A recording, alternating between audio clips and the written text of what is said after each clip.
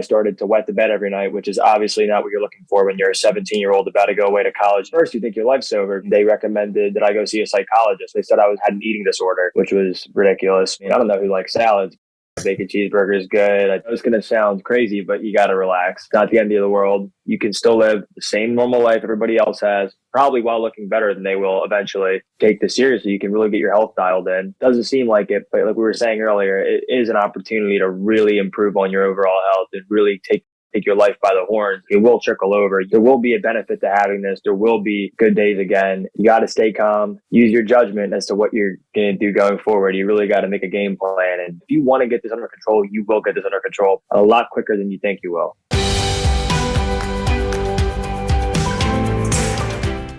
Okay, so anyway, today we have Joe this afternoon. So Joe, welcome. It's good to have you here.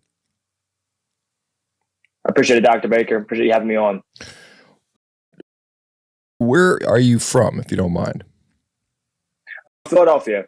Philadelphia. Okay. And I understand you are a type 1 diabetic who is using diet to help with your condition.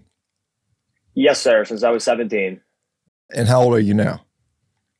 23, be 24 in July. Okay. So you've had it about 6-7 years.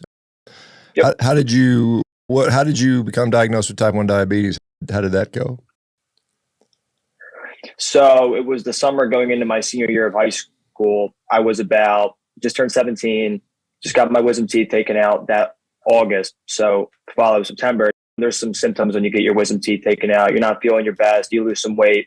So at first I was losing a little bit of weight and I started craving drinks almost as if you would crave food. And then at 17, I started to wet the bed every night, which is obviously not what you're looking for when you're a 17-year-old about to go away to college in a year. That's a huge red flag. But it was actually chest acne that I was breaking out with. So finally, we scheduled a doctor's appointment. And it wasn't that long, only a couple of weeks. But the symptoms started really getting intense week after week. And mood swings like crazy. So finally, we go to the doctor. He says, I think it's a urine test. Said I was type 1 diabetic. And then from there, I spent 4 days in the hospital. How high? Do you remember how high your blood glucose was when you first were diagnosed? 741. Wow. That's definitely up there. Said I was lucky to not be in a coma. Yeah. That's one of the highest I think I've heard. I've seen some 500s before, but 700 is quite remarkable. And as far as the cause of type 1 diabetes, it's debated. Some people say there's a genetic component. Some people think there's an environmental trigger. Sometimes it's maybe in response to some sort of infection, like an viral infection. Was there anything like you getting it that you remember that may have been the trigger to this? That's a great question. Me and my mom were actually talking about that the other day. So my grandmom had actually passed away the previous to that, not too long before. I believe it was the spring before that. So my mom said she noticed a difference in me because I saw her pass away at the hospital and everything, watched my granddad say goodbye. So she thinks there could have been something with that. I don't necessarily disagree. Back then I was focused on so many things. I was still a kid. So didn't have the self-awareness I do now, but it could have been something. I think that's very likely it's something like that, and or getting my wisdom teeth taken out. I really am not sure, but there were a few things leading up to it that just came out of nowhere. There's really no indication before. I never had any of those symptoms. They just came on all at once. Yeah, interesting. The irony about the whole wisdom teeth thing is there's some people who say the reason we have to have our wisdom teeth taken out is because of the inadequacies or the inappropriateness of our current diet and jaw development, things like that. But what had you given prior to, obviously you're clearly focused on diet now, but prior to the diagnosis of diabetes, just regular kid diet, any thoughts on eating type of stuff back then? So in my head, I was eating healthy. We were pretty health conscious as a family, but nothing like the standards we would have now. Obviously, as you learn more, you do better. But back then, I made it a point to stay hydrated, drink lots of water. I didn't drink soda. We would go out, meet my friends, get pizza on the weekends, whatever. But it wasn't worse than the average American. It was definitely better. By how much, I couldn't really quantify, maybe 20, 30% better, but it was definitely better. I wasn't eating fast food 3 times a day. Okay. Well, that's good at least. And so you get in the hospital, obviously I'm sure they've got you on IV insulin and all the IVs manage your fluids and stuff like that. What information were you given at that time regarding the prognosis, how you're going to manage this the rest of your life, and then, of course, obviously, the nutritional advice, which, at least my experience is most of them, the advice they give you is maybe suboptimal at best. What was given to you as information? Yeah. So the night I got admitted to the hospital, in the ER, I put an IV in and I started giving insulin and all that stuff. And the first thing one of the attendants says to me is, "Oh, you'll never be able to drink beer again." Just the first thing they said to me at 17, "You better go away to school." I thought all college was partying. I couldn't believe it, but I was just, really was it was a bad advice after bad advice.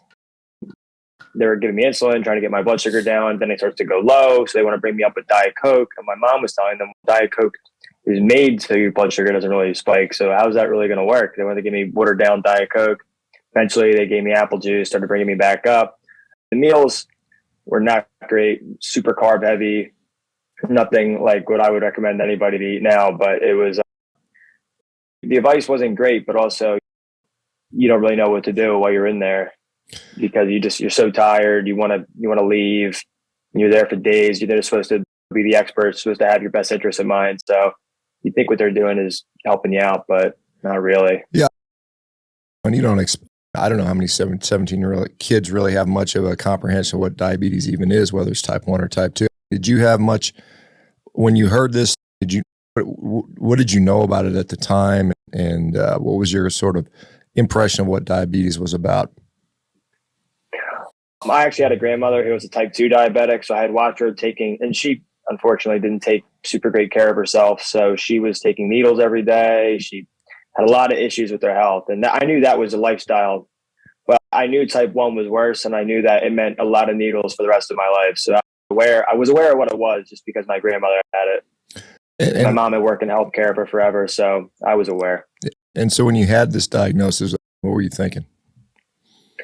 Shit, I was not too happy. I thought at first you think your life's over because you're getting all this different advice. They're telling you need, it was just, I didn't know what to think at first. I just knew it was going to be a real journey, to say. Obviously, you're in the hospital. You're in an acute setting. They're worried about you being in a coma. They're taking all these very aggressive measures, which by and large is probably the correct thing to do. But then, did they set you aside with like a diabetes nurse educator? Did they say, okay, now this is what you need to do? Here's your, I don't know if they put you on a pump. Obviously, probably not right away, but they probably talked about basal and bolus routines and things like that. What were you instructed to do? And I guess what was the basic diet they told you to order? Because some endocrinologists are out there they're like, don't really worry about your diet, just count your carbs and chase it with insulin. What was given to you as far as advice? That was the exact same advice I got. I actually attached a picture that's on the bio on the website that I submitted, and it's the recommendations: 275 to 300 carbs a day, which sounds insane. Hear it now, but that was the advice. Just take 300 carbs, have 300 carbs a day, chase it down with insulin. If you get low, have juice. They really tried forcing the pump on me and the CGM. I don't have any wearables now. I've never had any. I've always been finger pricks and pens. And they wanted me to go on syringes when I first got in there, but my parents fought for me to get the pens, which are much better in my opinion. But so it was syringes. They taught me how to stick myself. By and large, they're all very nice people. I feel like they're well-intentioned, but I don't think the advice was great. I don't think that, and eventually, actually, I was going back for follow-up. So this was September. I got diagnosed probably by November, I want to say mid-November. I went back and I was starting to realize I gained a lot of weight. The insulin, like I must have gained 30 pounds over where I was at. Like I was not looking too hot, but I went back and I threw the idea around of maybe I'll go gluten-free or something. And they had said to me, well, you really shouldn't restrict yourself from eating whatever you want. And they recommended that I go see a psychologist. So I had to go see a psychologist. They said I was going to come down with or I had an eating disorder, which was ridiculous. But we really had to push it first to start changing things around. So let me interrupt. So they thought you had an eating disorder because of what? Because you wanted to restrict gluten or something like that? I wanted to start cutting the carbs down pretty much. I had the idea of being gluten-free because I didn't really know much about this stuff back then. So I thought that meant like kind of cutting the carbs and eating healthier and whatnot. So I didn't realize that they thought they were going to say that I was going to come down with some type of eating disorder. Yeah. So when you decided, hey, I don't know what motivated you to say, I said, well, eat 300 grams of carbs a day, and then here's 40, 50 units to mitigate it with. What prompted you to say, I think I should cut carbs? Where did that come from? I was not I could tell that I was in way worse shape than I was before I was diagnosed. I didn't realize. It really hit me quick. I gained a lot of weight, wasn't looking too good. I didn't feel the same. I just knew it wasn't. It was impossible. It's impossible to quantify how much insulin I need to cover for 8 slices of pizza. It's impossible. There's just no way to do it. It really effectively. Yeah, I've heard from a number of type 1s that have said that it is so hard to get that correct. And either you undercorrect or overcorrect most of the time. Very rarely you get it on the money. And so you're dealing with either significant hyperglycemia or significantly, or perhaps even worse, significant hypoglycemia.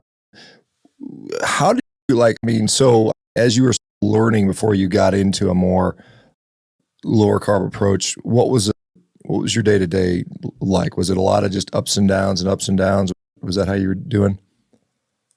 Ups and downs. And I also noticed that there was just no way I was ever going to be as successful as I wanted to be if I had to worry about constantly chasing highs and lows all the time. It takes up so much brain space. You can't focus on class. You can't focus on work. You can't focus on social responsibilities, activities, whatever you have going on, because you're always chasing up and down. You go too low, you're dead. You go too high, you're going crazy. So you have to find, I realized that I had to find a way to take control of it, or I was going to be at a significant disadvantage compared to my peers. Yeah. And I guess some people say, why not just have a pump and, I know they have some of these closed feedback systems where you have a pump and a monitor and it just doses and tries to keep you at a better dose. Was that ever proposed to you, or did you ever think about that? Oh, they made me go take a class on it. There was no way around it. Even though I made it clear 100 times that I didn't want to pump, they still made me go take a class. I still had to go watch their instructional video, everything, sit down there, tell them no 100 more times. The pump was something I never wanted, just because in my high school, at the time I was there, for private Catholic all boys high school, about 1,000 kids, and there were 13 diabetics, type 1. That's quite significant at the time. And I just had seen them get their pump stuck on door. I saw the one kid had to go down. He had his pump stuck on got unplugged or something happened and messed him up, and he got super sick and whatever. I just saw it. I didn't see it as really a necessity if I could find a way to get my sugars under control. And I also just didn't want it. Yeah. Some people don't like the idea that it's indwelling and that sort of situation. And then interesting, 13 kids out of 1,000. That's quite a high rate of type. They all type 1s, and that's pretty impressive. Maybe there's something about Catholicism that leads to diabetes. No, I'm kidding. But anyway, how long did this go where you were doing the ups and downs before you, and how long was it? And then what made you decide to go, hey, I'm just going to drop the carbs out? So September is when we got diagnosed. So I want to say by December, my mom had found the Type 1 Grit Facebook page. I found Dr. Bernstein's book, and there's a different way to do this. And we started we were looking for answers. We really didn't know what to do back then. And back then, all this stuff was much more niche. So it wasn't the info wasn't as widely available back then, which is why I'm glad you're doing stuff like this, because we really didn't know. So we're willing to give it a chance. It had to have been better than what we were doing, and it couldn't be worse. So I think by March, I had cut it down from December to March, I was doing about 4 cheat meals a week. Maybe I'll get a sandwich 4 times a week or something like that, or a slice of cake. I was doing it 4 times. And eventually I was like, what's the point of doing this? If I could just have consistently good blood sugars all the time, I'd rather do that because I feel so much better. So by March of my senior year of high school, I had cut it down to just completely keto. And that was what I did at that time. Carnivore now, but I was keto back then. And that helped me out a lot. I've met a number of people that have followed Dr. Bernstein's routine, Dave's son, Dave. We just talked to recently. I watched that. Yep. Yeah. And we have a lot of, and many before those guys. And we consistently see consistently good results, which I think, there's something to be said for that. Obviously, as a type 1 diabetic, you're married to an endocrinologist, I think, probably for the rest of your life. Who knows? Because somebody's got to prescribe your insulin unless you go to Walmart and just buy it over the counter, which I've actually met some people that just do that. But when you made the decision to go low carb and they'd already said, hey, maybe you got an eating disorder, unless you need a psychologist, how was that received? Or were they saying, no, this is silly, don't do that? Or how did that go? Yeah, at first we definitely got a little bit of pushback. We were at the Children's Hospital. Eventually I moved over to the this Temple Hospital here in Philly. But yeah, at first there was a lot of pushback. Most people, most of those endocrinologists had never even heard anyone doing that back then. For most people, it was just, just eat whatever you want, cover with insulin, like they recommended. So they were a little thrown off at first. And we got a lot of pushback until when I was 2019 even, I'm at the adult hospital. I had this for over 2.5 years at that point. The doctor was looking at my A1C. It was 5 or below at the time. I don't even remember. But he thought that I was misdiagnosed because the sugars were so good. And I had not taken any fast-acting insulin for the entirety of my first 4 years of being diabetic. After I got switched to low carb, I only took nighttime insulin, averaging an A1C of 5 or below. So they were blown away, but they didn't know. Eventually they just said, okay, he's going to do whatever he wants anyway. Yeah. And that's an important point, because a lot of people, particularly early on, if they get on it and they get on a low carb or there's zero carb diet or carnivore diet or something along those lines, have seen like insulin requirements, in some cases, none. It's maybe we call it, so I'm sure you're familiar with the honeymoon phase, which can last up to a couple of years. When you first started, how much insulin were you using? Like when you first started, when you're still chasing carbs versus you said basically no rapid acting and a little bit of basal. How much were you using at your peak and how much do you use today? I would say fast acting when I was chasing all day. I still wasn't eating 300 carbs a day though. I wasn't even doing that before the diabetes. So I would say probably, it's been so long, maybe 30 units a day of fast acting and then maybe another 30 something of nighttime. And then once I switched over to just nighttime, when I started cutting the carbs, I started at 36 and then eventually worked my way down to 12. So cut it in a third plus all the fast acting gone. So significant. You probably cut your requirements down by 80% or something like that. Something significant. Give or take, yeah. Yeah. And then what does your routine look like today? Do you have a consistent basal routine and then meal dose per meals? So today we're about 6 years out. So the honeymoon phase ended. See, this is where I'm still trying to figure it out. So I had a first job out of college. Wasn't really my favorite. Very high stress environment. And that's when I noticed my sugar started to change. The stress from that first job really started to, and one day I was just feeling really sick again. And I looked one day and then I was 300 and I was like, what? Because I hadn't seen a blood sugar like that in 4 or 5 years. And then so the last year I've been trying to retune and refigure out what makes sense for me with as little insulin as possible. So about a year ago is when I fully committed to carnivore, because in a short amount of time, my A1C went right back up. And so I still don't take fast acting now. I split the long lasting dose up nighttime and morning, and that seems to keep me pretty good for the day.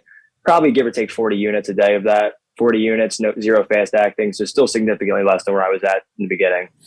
And just as for perspective, what do you weigh? About $185. Okay, so you're like, what is that, 80, 90 kilos, not quite 90 kilos, something like that, about 85 kilos or something like that. So what are your meals? You said you're carnivore now, you've been for a year. What does that look like for you?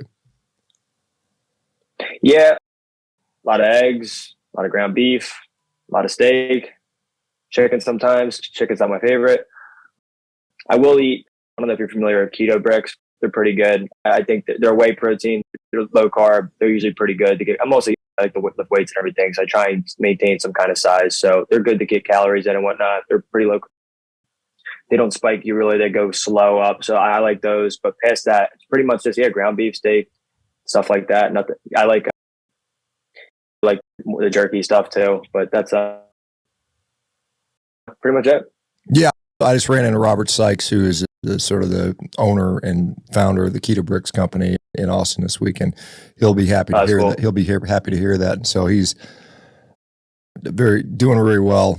He's obviously doing bodybuilding, and his basic diet, it sounds the same as yours. He has one keto brick a day and then a bunch of meat and eggs the rest of the day, and that's more or less his diet. Big fan, great product. What has your A1C been now? You said it went up when you got stressed out and you were seeing 300, so obviously A1C could be 6, 7, 8, who knows with those numbers. What has it been? So what's your most recent one been?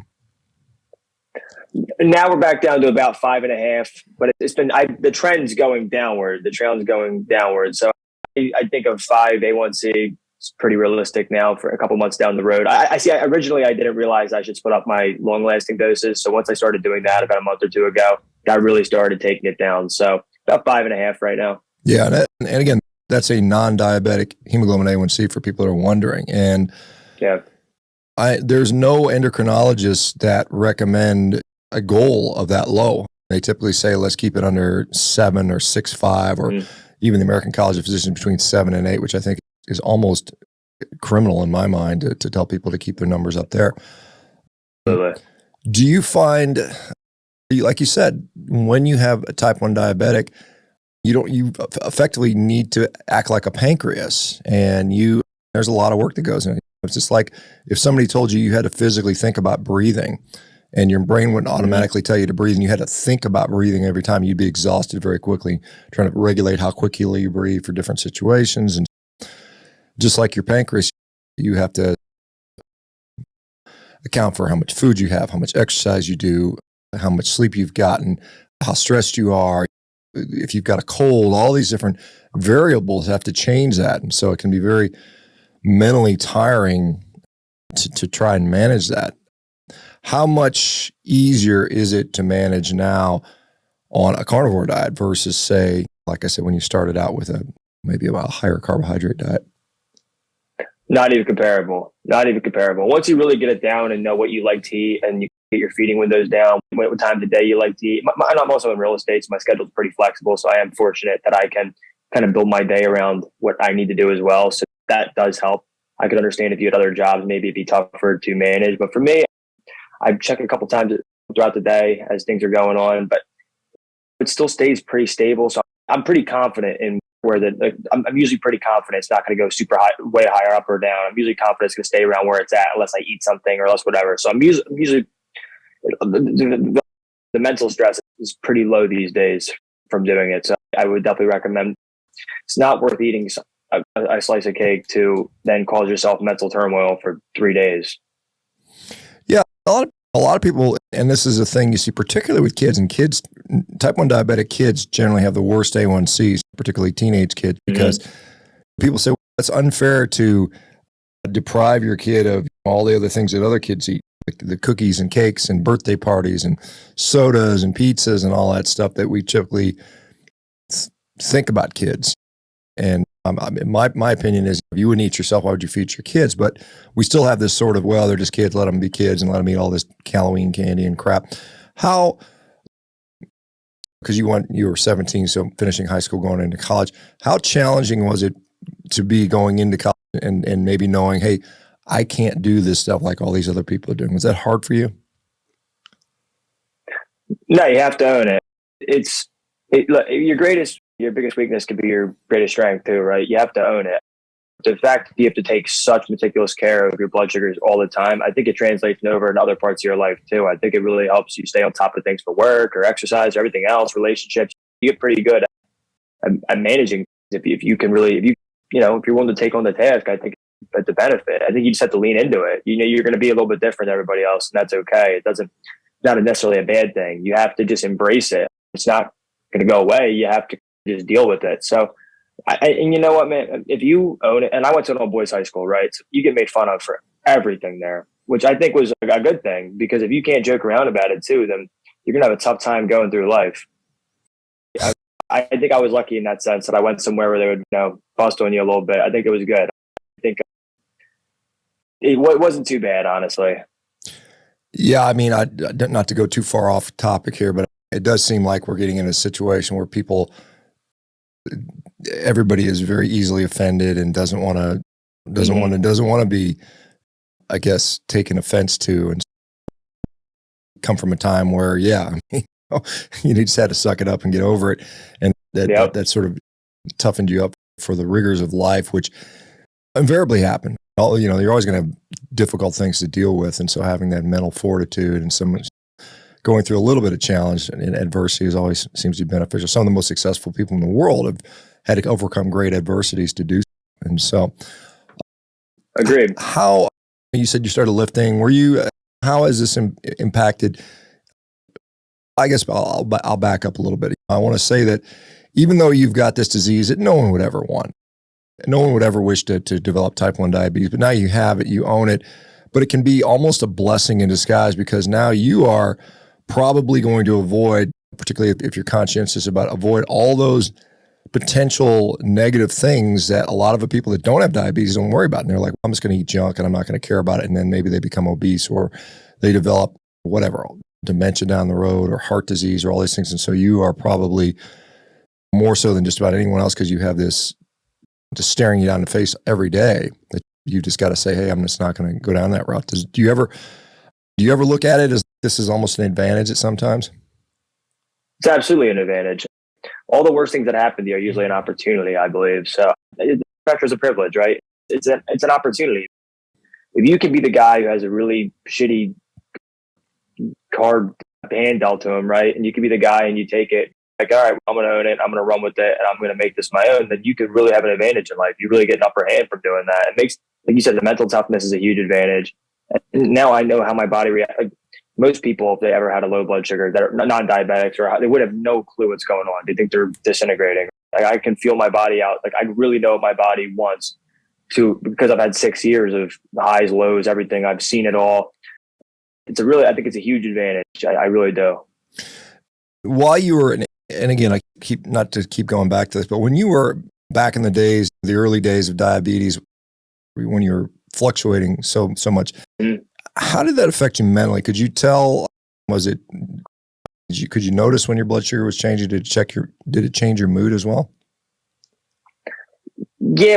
Also when you get high blood sugars, in your head, like, this is not healthy. I'm not going to be an old person who's healthy if I keep having high blood sugars like this. So it's like something in the back of your head that's almost like, you have to get this straightened out or you're going to be unhealthy forever. And it's almost like time's ticking. You have to get it figured out eventually, or it just gets harder and harder to do it. So every time I would see a high blood sugar, I would be pissed, because everyone wants to be healthy and you want to view yourself as healthy, but it's hard to do that sometimes when you see high blood sugar, even if you're trying your best. So it was tough, but I really tried to own it. Like I was saying earlier, like, I would go out, we were going to whatever diner or something. We were getting, in the beginning, I was getting a burger and fries or something. I would just give insulin out when I was out. I really tried to just own it and make it something that everyone was aware of, so I didn't have to keep it a secret. So at first it was tough, and it was really hard to focus on school and applying to colleges and working when I was also trying to chase highs and lows all day. But I remember one time I actually woke up with a high or low or something, and I didn't want to go to work, and my parents still made me go, and I was one of the best things for me. So it was hard then, but I look back and I'm grateful for that time. Yeah, absolutely. And how hard was it to go? Did you have to like inject yourself in the middle of classes and things like that? Or how did you manage with that while you're a college student? College student, I only ever gave the long lasting, just at night. No one really ever saw it. Never a problem in class. I kept my stuff to check with me just in case, but I never had to give one time in 4 years. Okay. Nothing really on. That's pretty good with regard to that. So it didn't really impact your day-to-day college life. You mentioned lifting weights and stuff like that. How has this either negatively or positively impacted your ability to train? No, positively, because you always have a reason to go. Okay, so your motivation is high. But as far as, do you ever get, like, sometimes when I train really hard and sometimes I've checked my blood glucose after an intense workout, it can be quite high. Do you notice that at all? Before, but usually it goes back down. Like, I was in a jiu-jitsu tournament a few months back, and my first match ever, and sometimes you're waiting there all day. So I had a match, and then I checked my blood glucose later. It was 80 80, it was 100 before I started. Then I went up to 180. Then I went back down, but it was that adrenaline really jacked me up.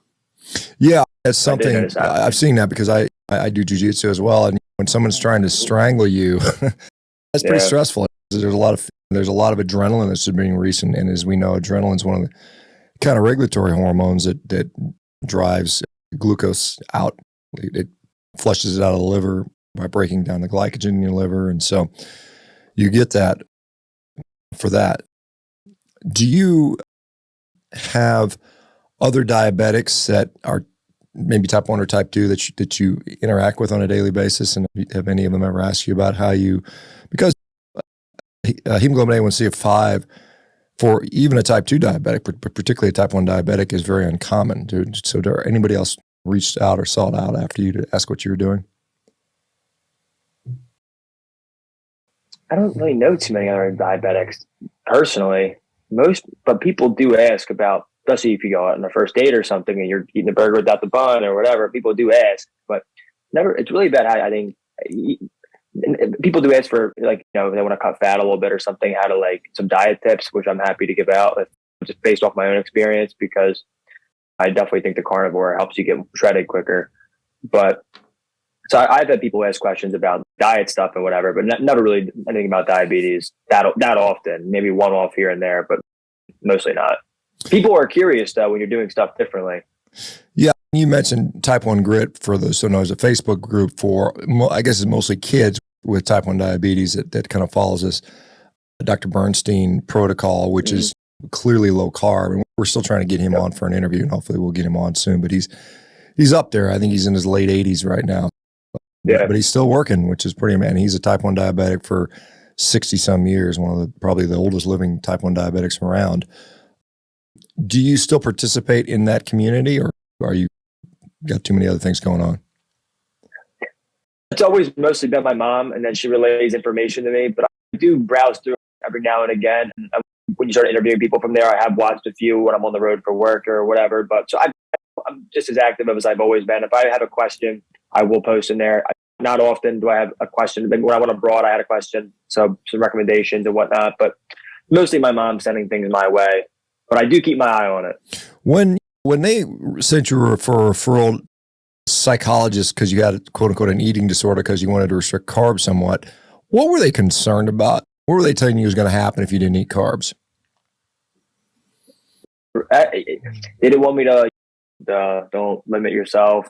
You can still do what everybody else is doing. But my whole thing the whole time, I always knew, even before I was diabetic, everybody else was doing the wrong thing anyway. So I'm like, yeah, everybody else is sick, right? That doesn't mean anything to me. Yeah, it's like you can do what everyone else is doing, but everyone else is sick around you. So maybe I don't want to be doing that stuff.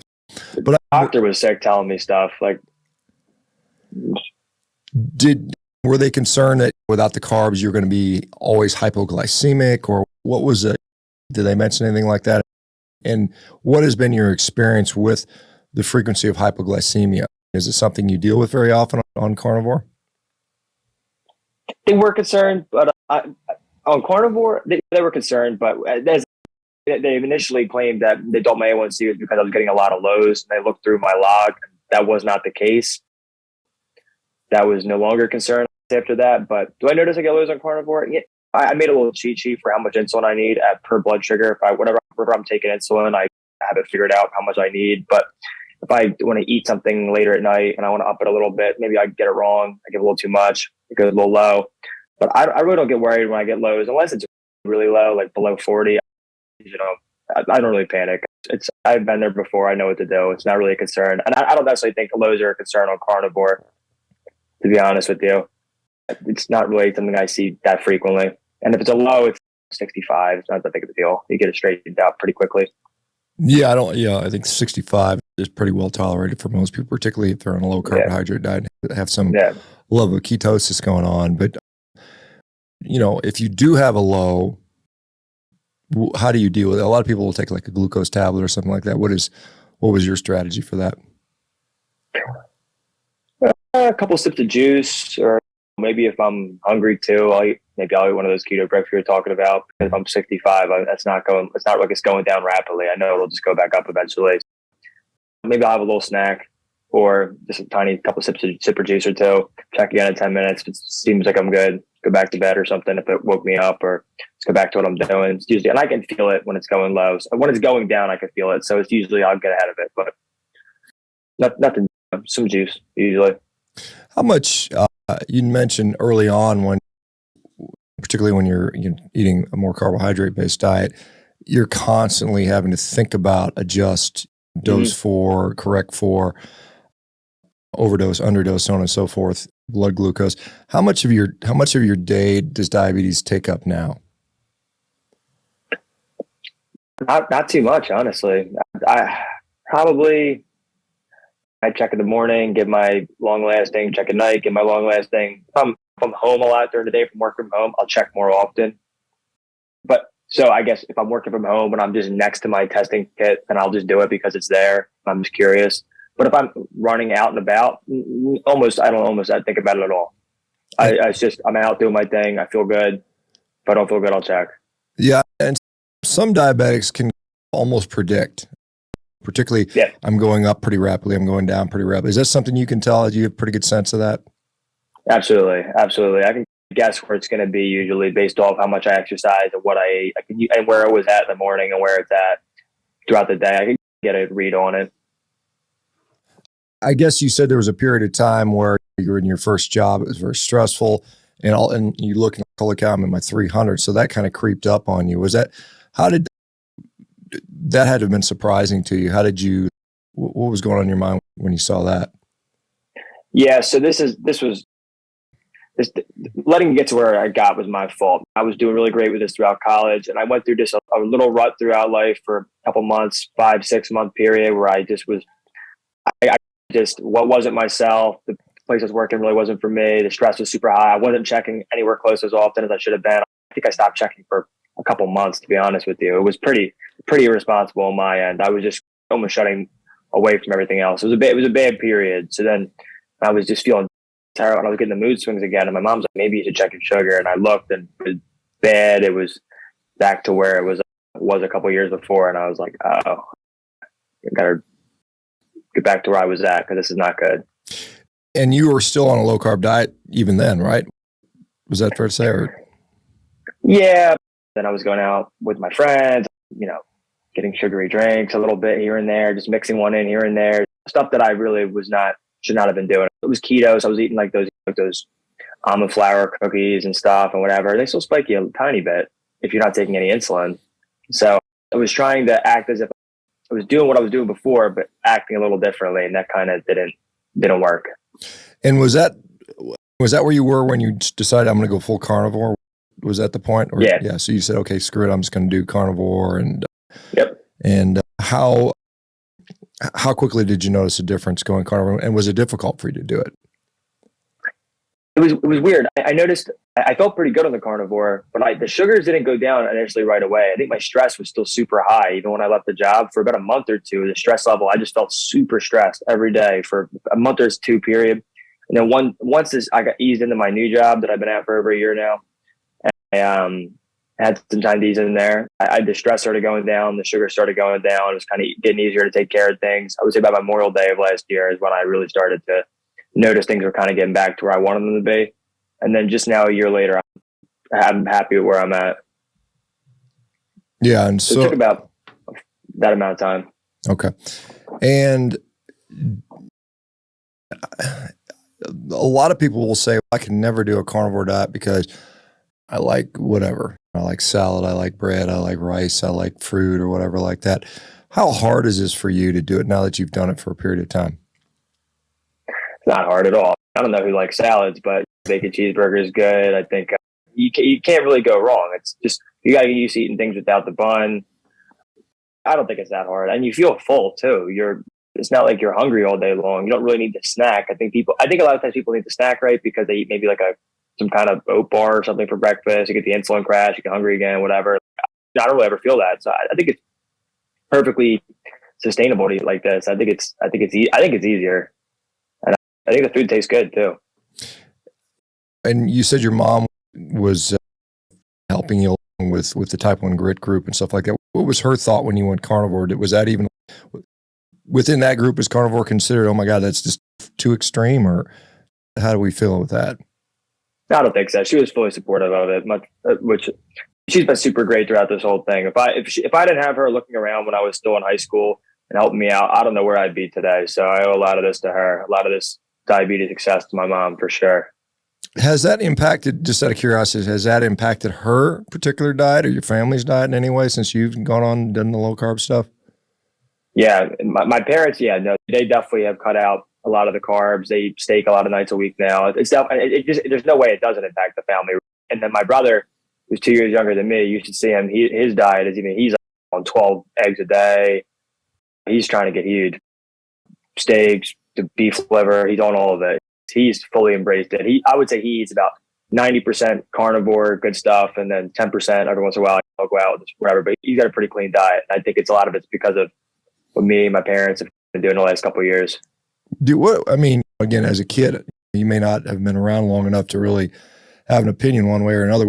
Did you ever feel that eating a bunch of meat was bad for it? I know a lot of kids in school these days are being taught that meat is bad for the planet, it's bad for you. Yeah. And were you ever, I call it brainwashed, but were you ever sort of subjected to that sort of information?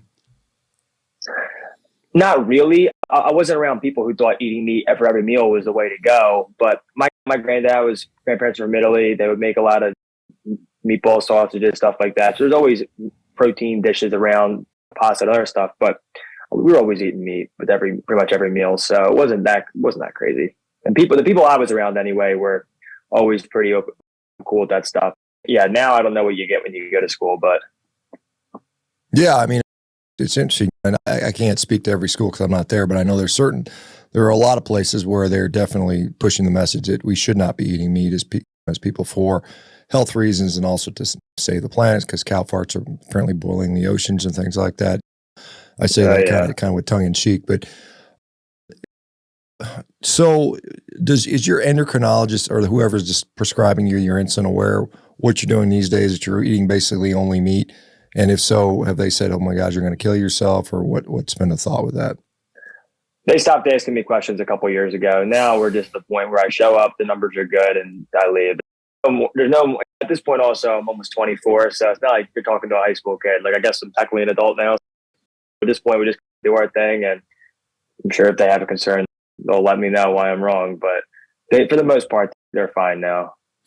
Yeah, and again, at 24, it's unlikely to happen early, but there are some type 1 diabetics where they rapidly develop all these sort of end organ effects where their kidneys start to fail. They go blind, they have limb issues and cardiovascular disease. Any of that stuff going on with you? Are you eyes are good, kidneys are good, everything's functioning well?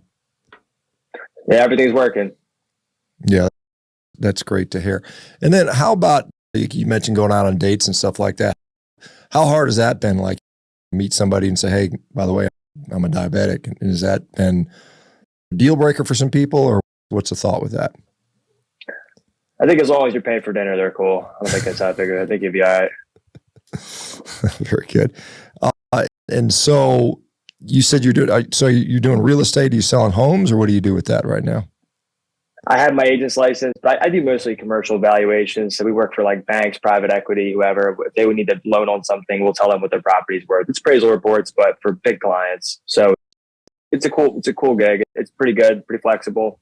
Learn a lot about real estate that way. But we're commission workers too, like the real estate brokers and agents are.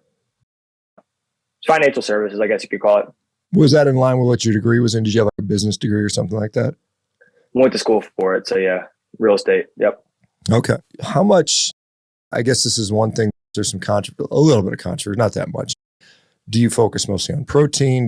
Do you try to get a high fat approach? I know the keto brick is, I think it's 1,000 calories and it's, I don't know what it is, 80% fat or something like that. So you're getting, obviously if you're eating one of those a day, it's a decent amount of fat, but are you trying to get a certain amount of protein every day, or how do you deal with that? I've never really broken it down like that. But for me, it's always just been, all right, what do my numbers look like eating this? How is my body responding? Am I putting on muscle? Am I not? Am I making progress in the gym? Am I not? Am I good on the mats? Am I not? Mentally, basketball, am I good? Am I not? Like, how are these things interacting with how I'm doing my daily whatever? What's my A1C looking like? And then just go from there. How does it impact my sugar? I guess I never really looked at it like I'm getting X amount of fat in, X amount of carbs, X amount of protein in per day. I would probably keep it to like you kind of keto breaks. I'm probably like about 10, 15 carbs a day. Yeah. So effectively, for all intents and purposes, 0 to no carbs, very minimal carbs. And some people say you can't perform athletically like that. You're having any issues with jujitsu because I do it. I know it can be very intense. You're rolling for 30 minutes, 60 minutes, something like that. Do you have any trouble with that without the significant carbs in there? Nothing that I've noticed. It's been good. You know what I'm actually noticing too? A lot of people that do this MMA stuff are getting into this way of eating as well. I've noticed it a lot recently, like people really adding in more like just meat dishes and not really cutting the carbs out and stuff. I've noticed that a lot from people I've talked to on the mats. Yeah. At open mats or whatever. Yeah, I see that as well at my gym. A lot of people, since I started going there, I've managed to convert quite a few people to either mostly be or fully carnivore just because they're like, because I'm up there showing up and doing well as I can for an old guy. Some people are like, well, this isn't sustainable, despite the fact I know people have been doing this for literally decades. Did you ever get the temptation, like, I'm gonna start including a bunch of rice or fruit or honey or other different foods in there? Has that ever crossed your mind to do any of that stuff? Rice, no. Rice is a no for me. I've tried before. I've tried out of curiosity to say, but rice is a no. Fruit, I don't think I'd necessarily be against here and there. Not like raspberries, blueberries, stuff like that. Not often, but maybe like that. I wouldn't necessarily be against it. And then honey, I think honey is good for you. I eat those carnivore bars. I eat the honey salted ones or whatever they're called. Those are good. So I'll have one of those maybe if I'm going to go roll or something. But that would really be the extent of it. Yeah, actually, it's funny you mention all these things. Phil Meese is a guy and he's I think he's out of Missouri, but he makes the carnivore bars and he has the different flavors. And again, it's a pemmican product. And basically he has some where he's put a little bit of honey and some where he's putting some different flavors in there, some salt, some are not. But it's mostly fat, a little protein. And even the honey ones have a very limited amount of carbohydrates. So it's not excessive for sure. And you said rice, definitely not. What is it about rice? Was it just super high blood glucose or? Yeah, it just doesn't seem like it works for me. Like, I've tried with the Chipotle bowl, which I don't even really try and go to Chipotle anymore because I know they use seed oils, but I've tried and it's just, this doesn't seem like it's going to work for me. Yeah. And so, high blood glucose. Yeah. Like you said. Yeah. I can imagine a lot of people would start. We just talked to Abel James this morning. He was talking about just a French fry, which is a starchy thing. He said that descends his blood glucose. He was wearing a CGM. Yeah. A lot of people I can see not wanting a pump because, it's indwelling, but a CGM is just sits on your skin. Has anybody ever have you ever thought about that for ease of monitoring or things like that? Because I guess if you're very rarely having to do corrections, it may not make sense, but has a CGM ever been something you thought about? I've had the thought.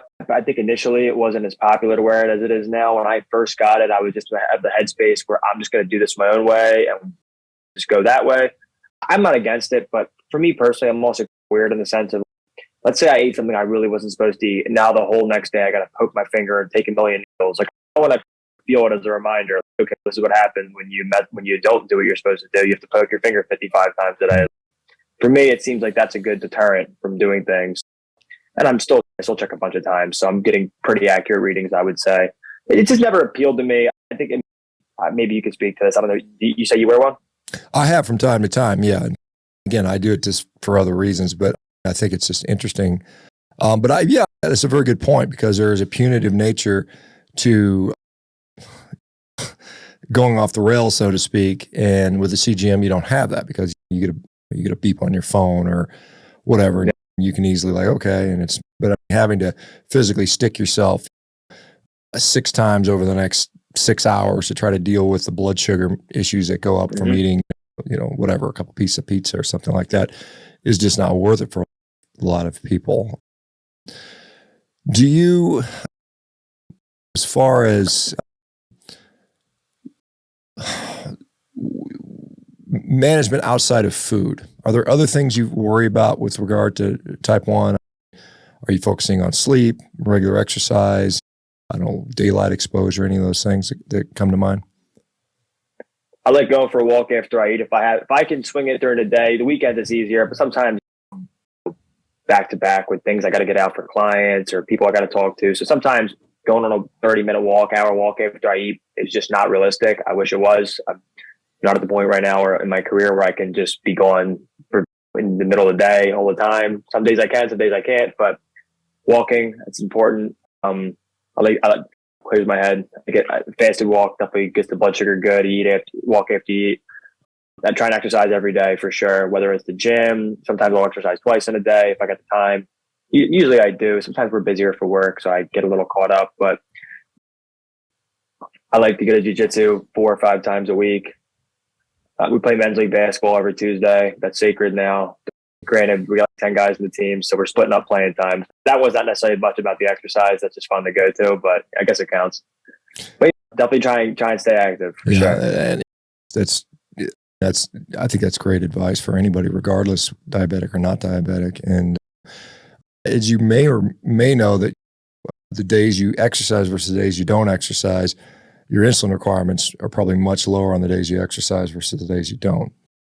I don't know if you've noticed that, or if there's been a period where you just, for whatever reason, work has got you slammed and you just can't get out, can't work, and then you may notice that the blood glucose starts creeping up a little higher. Is that something you've seen? I would say days when I'm just stuck at my desk. Or in the car all day and I'm just back to back.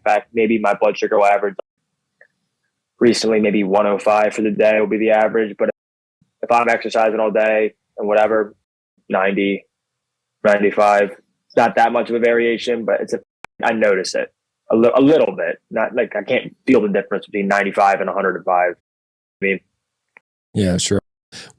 And I think everybody's a little different. What numbers can you feel a 70 and below and a 140 and above? Or when do you start like saying, hey, wait a minute, I better check? Where do you notice that at? I can start feeling a low once it gets below 70 for sure. Or if it's coming down fast, which doesn't happen often. I feel like my sugars usually stay pretty stable, but if it's coming down, I can feel it harder. A high is harder to feel. I don't get them that often, usually ever. So if I'm going, it'd have to be pretty high for me to notice a difference, to be honest with you. Because also sometimes you eat something and you go up to 140, then you go back down. So it'd be tough for me to notice 140, 150. It'd have to get pretty high, like 250 and above for me to start to notice a difference, I think. And what does that feel like? I guess describe a high and describe a low when you can feel it. What does a low feel like to you? What does a high feel like to you? See, highs never last that long because if it starts going up, I'll usually just take insulin if I think I need to, or if I wake up with the high, it's harder to get out of bed. That's usually when I would get it. So I'm like, why can't I get out of bed? So that would usually be a high, but that's not, again, doesn't happen very often, if at all. The lows, you just start feeling like hungry. Like you get that ravenous hunger that you don't usually ever get any other way. Just like you just want to eat so bad. That's how I would describe a low. And you get a little bit shakier at first, but and then after you get a low, you're kind of exhausted. And let me ask you, because this is something that a lot of diabetics struggle with, is they get a low and they get this ravenous hunger and they just want to eat, and they eat everything and anything. And they sometimes will eat garbage. They'll speak, give me some chocolate, give me some whatever, as much carbs as I can get. And how do you get around that? How do you get around like, oh my gosh, I just want to eat everything that's in sight? I think it comes from the understanding. I think a lot of it, because at first I would do that when I was first diagnosed. And I think a lot of it comes from the fear of you're going to die, or you're going to get super sick, or you're going to pass out, or something bad is going to happen. I think if you have good diabetes management, I can't speak to if you're up and down all the time. I don't want to give anyone bad advice, but in my opinion, if you have pretty consistent numbers, you've been there before, just got to stay calm, a little bit of juice, nothing too crazy, you're going to be okay. I guess there is an element of you don't want to. I think for me, I just know I'm going to be okay no matter what. So I'm just going to take a couple of sips of juice and I'll be back up in a few minutes. So I think a lot of it comes from that fear of going to zero. In my opinion, that's where it comes from. Yeah, and I think to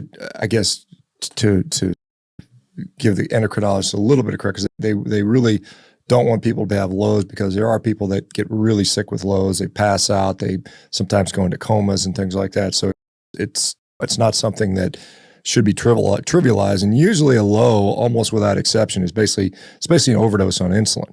It's basically, for whatever reason, you've got too much insulin in your system relative to what your needs are. And it could be due to a lot of exercise or just giving too much. The dose is wrong. And so I'm going to eat this big piece of cake and I think I need 16 units when I only needed 12. And then all of a sudden those extra 4 units are slamming you down. Your blood glucose is now 40 and then you feel awful. So now you got to eat more cake. What's this vicious cycle? If someone is newly diagnosed with type 1 diabetic, say another kid, so you got another 17-year-old kid, what would you tell them to do? I know it's going to sound crazy, but you got to relax at first. You got to just stay calm. It's not the end of the world. You can still live the same normal life everybody else has, probably while looking better than they will eventually, because you'll have your health. If you take this seriously, you can really get your health dialed in. You got to relax.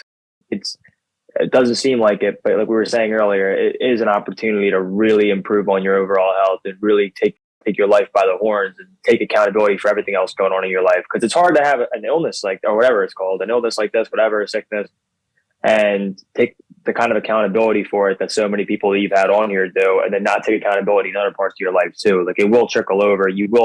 There will be a benefit to having this. There will be good days again. It just, you got to stay calm and you have to, use your judgment as to what you're going to do going forward. You really got to make a game plan and start fine tuning things and accept that every day is not going to be perfect, but you'll get the hang of it. If you want to get this under control, you will get this under control a lot quicker than you think you will.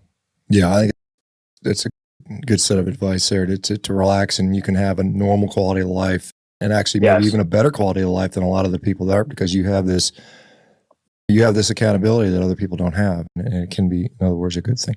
Joe, we're running out of time, man. Thank you very much for sharing your story. Continued luck.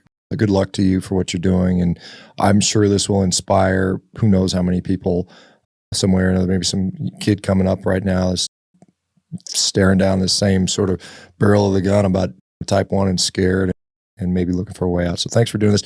Are you on any social media anywhere, or are you too busy for that stuff? Yep, you can find me on Instagram, Joe Arnold _ Arnold is ARNOLD.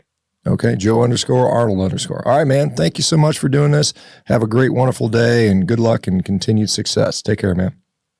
Dr. Baker, I appreciate it. All right, take care, everybody. We'll see you later. Bye-bye. Bye. Hey, folks, it's Dr. ShawnBaker here. If you guys are enjoying these success stories, you can become your own success story. You can do that by heading over to Carnivore.diet. You can sign up for a free 30-day trial and get started today. We're looking forward to supporting you. Our community is wonderful, and we'd love to see your success.